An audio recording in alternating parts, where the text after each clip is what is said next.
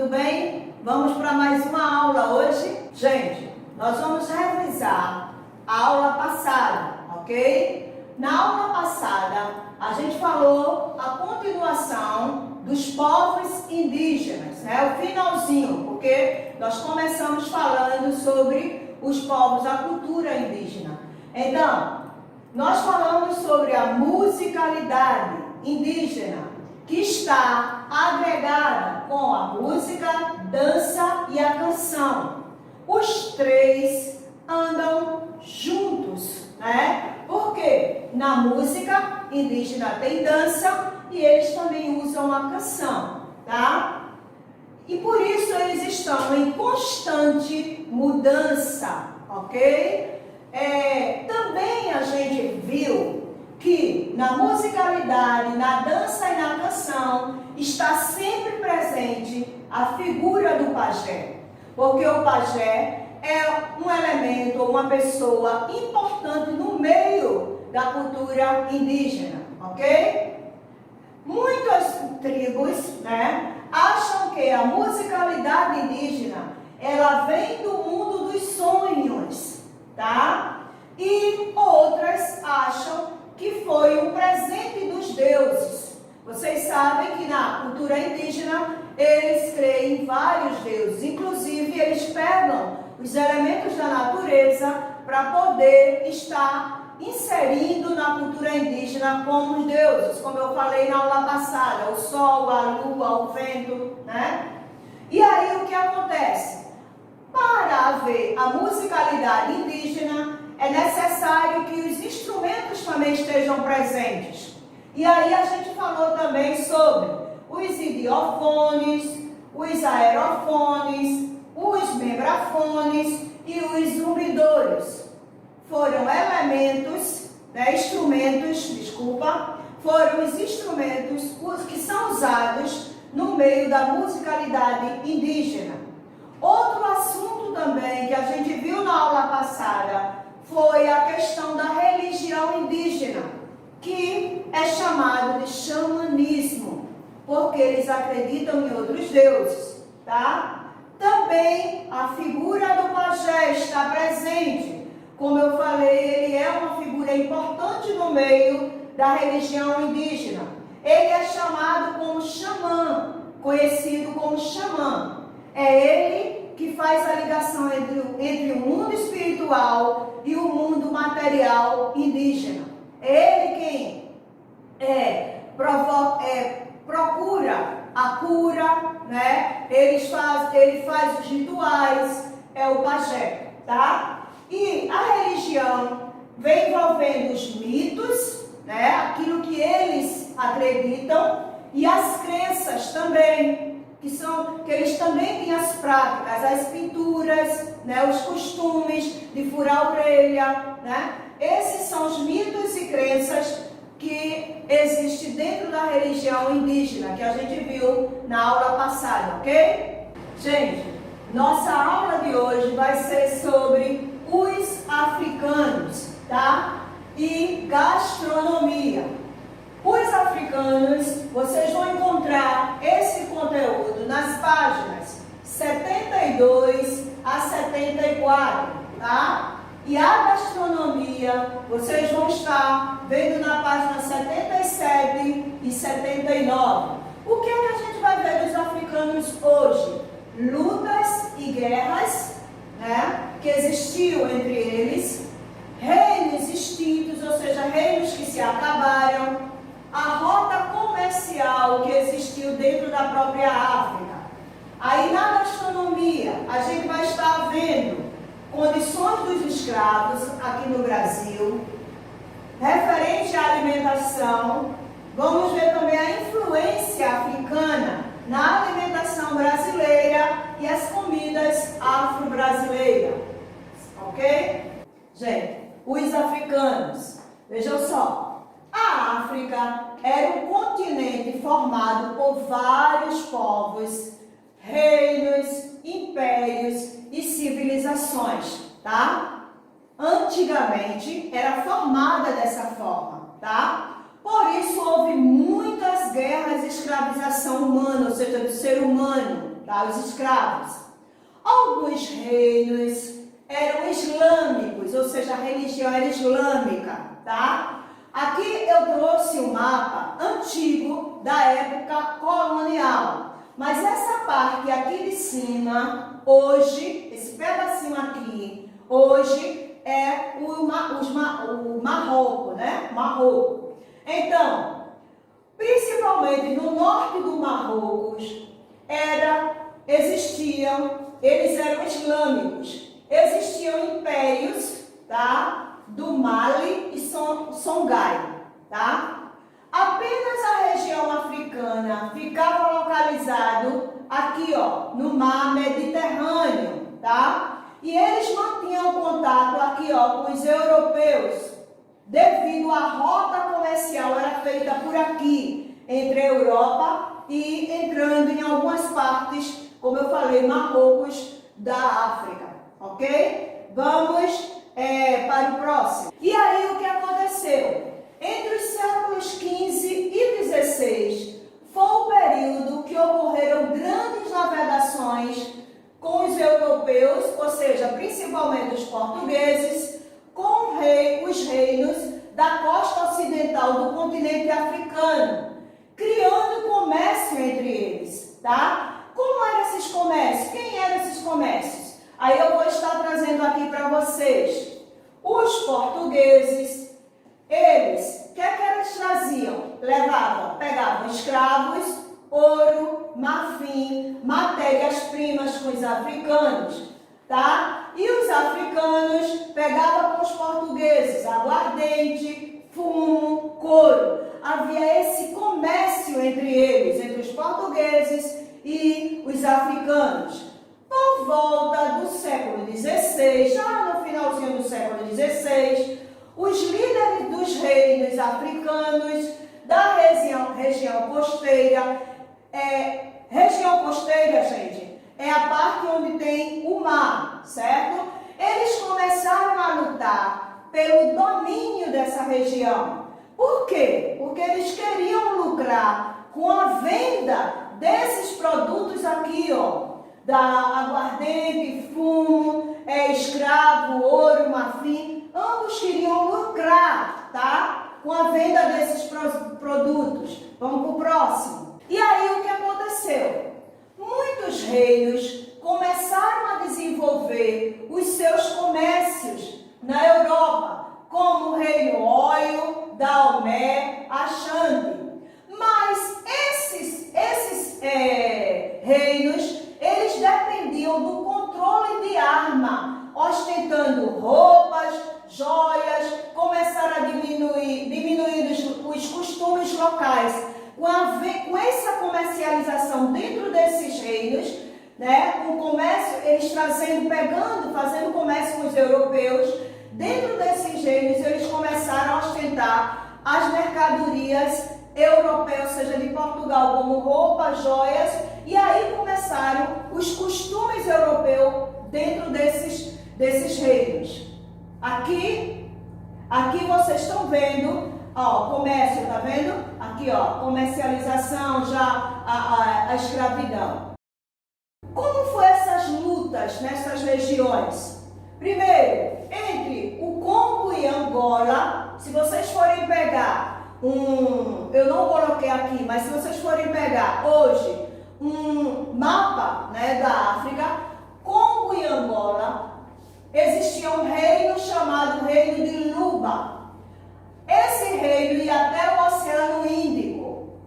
A autoridade dentro desses reinos era do rei e cada um tinha seu chefe, tá? Esse reino limitou os reinos que viviam próximo às costas, ou seja, próximo aos locais de entrada na África. E dentro da África, dentro do interior da África, esses reinos, alguns reinos que existiam, ficaram desconhecidos. E aí começou a ocorrer várias ascensões e decadência dentro desses reinos. Ou seja, com o comércio desse reino com os europeus, alguns reinos nasceram, prosperaram e outros também se acabaram. Claro, a maioria desses impérios que eu estou falando hoje não existem mais, tá certo? Como esse império ó, de Luba, Luanda, Lunda, Cuba e Zulu. Hoje esses reinos quase não existem, tá? E aí eu vou falar um pouco sobre esse reino. O primeiro império, Lunda, ele começou em 1665 a 1887, no nordeste da Angola. O que era que eles controlavam lá? O sal e o cobre. E aí, com esse comércio, ele começou, aumentou a relação comercial com a outra região dentro da própria Índia, aliás, África, a outra região chamada Zambésia, tá? Que também eram os portugueses que controlavam e que estavam lá comercializando. Gente, além dessas mercadorias que eu falei anteriormente, como o sal, né, e tantos outros, eles também tinham um controle de escravo. O maior índice do comércio deles era o escravo, os próprios povos de tribos contra tribos, tá? O comércio da escravidão humana. O reino Zulu, que era outro reino, através do militarismo, tá? Ele entrou em confronto com outras etnias dentro da própria África. E lá estavam os ingleses. Eles começaram a lutar, tá? Para poder ter o domínio do comércio dentro da própria África, inclusive o comércio de escravos, do povo humano, tá? Vamos para o próximo. E aí, a gente traz também o segundo tópico de vocês aí, que vai estar na página 77 a 79, que é falando sobre a gastronomia africana. Aqui vocês estão vendo uma africana e aqui vocês estão vendo alguns povos, né, outras etnias, né, brancas, que também a gente trouxe essa foto para mostrar a influência da gastronomia no meio de outros povos, inclusive do Brasil. E aí, os africanos entraram em contato com outras pessoas, outros povos, e aí outros hábitos mais variados em todo o mundo. Incorporaram, ou seja, trouxeram ou levaram também para outros locais, assim como eles trouxeram para o Brasil, eles levaram para outros locais diversos ingredientes e técnicas do preparo à sua alimentação. O preparo dos alimentos estava nas mãos das mulheres africanas e suas filhas. Não eram os homens que preparavam os alimentos, e sim as mulheres e as africanas. Esse era o costume da gastronomia africana. Eles preparavam o leite de coco, o azeite de dendê, o caruru, o vatapá. Isso antes da abolição, ou seja, durante o período da colonização no Brasil, que eles foram escravos. Após a abolição da escravatura, tá? Após 13 de maio de 1888, eles passaram a vender essa alimentação nas ruas para sobreviver. Porque, gente, após a abolição, muitos escravos, os senhores de engenho tiveram que liberá-los. E eles não tinham para onde ir. Então, muitos, como conheciam muita gastronomia, começaram a vender nas ruas para sobreviver. Vamos para o próximo. Alguns pratos ficaram famosos aqui no Brasil. Outros eram feitos, né, para os santos africanos, ou seja, usados dentro da religião africana. E aí a gente vai mostrar algumas iguarias que eu sei que vocês vão ficar com água na boca, tá? Porque são alimentos que a gente consome hoje no nosso dia a dia, né? E aí a gente traz o cuscuz, né? Bem lembrado, né? Bem usado no nosso meio. Só, gente, que o cuscuz que a gente faz hoje é de milho. Mas no meio africano, africano não era de milho. Ele era feito com a semolina, trigo ou sorgo, tá? Que era um outro material usado lá na África e que eles tinham costume. Mas quando eles chegaram aqui no Brasil, os indígenas usavam milho. Eles começaram a conhecer o milho e começaram também a usar o milho, ok? No cuscuz. A feijoada, a grande feijoada gostosa, uns gostam, outros não, mas é muito boa, né? A feijoada, ela começou a ser usada aqui pelos escravos africanos, ela começou a ser usada nas senzalas. Gente, não era desse jeito como está aqui. Infelizmente, os escravos, eles só tinham acesso às sobras da alimentação do seu senhor. E como era? Era o feijão só. E alguns restos, sobras do porco, né? Que o seu senhor jogava fora.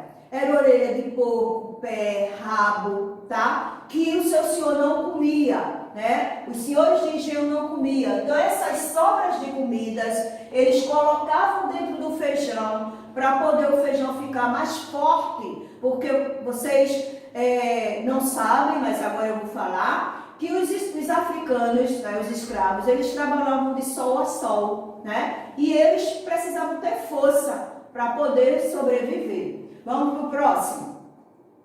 E aí, algumas comidas, elas ficaram até hoje, como a gente mostrou o cuscuz e a feijoada. Hoje a feijoada ela é repleta, né, de várias carnes de charque, carne bovina, né, o bacon e tantos outros, né, a calabresa, tantos outros acessórios, né, elementos que a gente coloca dentro.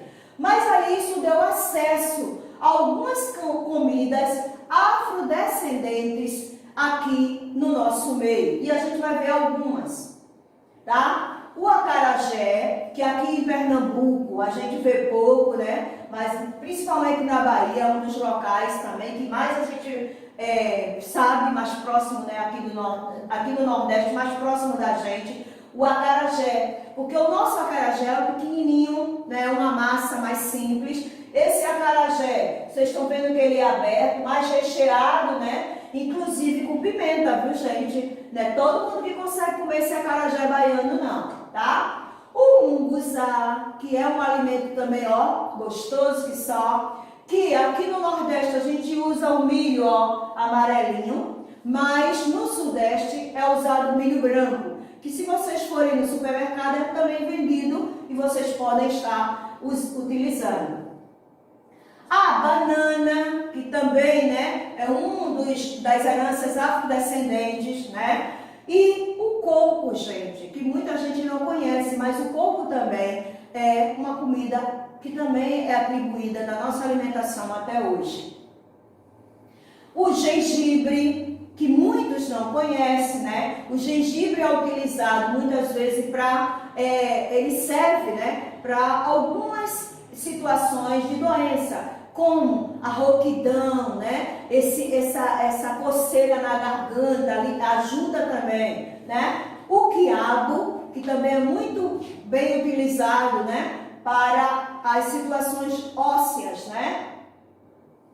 A pimenta, gente, né? Porque a pimenta também, ela é utilizada também como um alimento afrodescendente, ok? Gente, as nossas atividades de hoje são nas páginas 72 a 74, 77 a 79, ok? Lembrando o seguinte, gente, se tiver dúvida, pode vocês estarem assistindo a nossa aula várias vezes aí e também ler as páginas que eu falei logo no início da aula, ok? Devagar. Pode ler uma ou duas vezes para poder vocês terem o entendimento e copiar e fazer as atividades, ok? Não esquecendo que a gente vai estar mais para frente corrigindo essas atividades, ok? Gente, aqui nós vamos terminando a nossa aula de hoje, tá certo?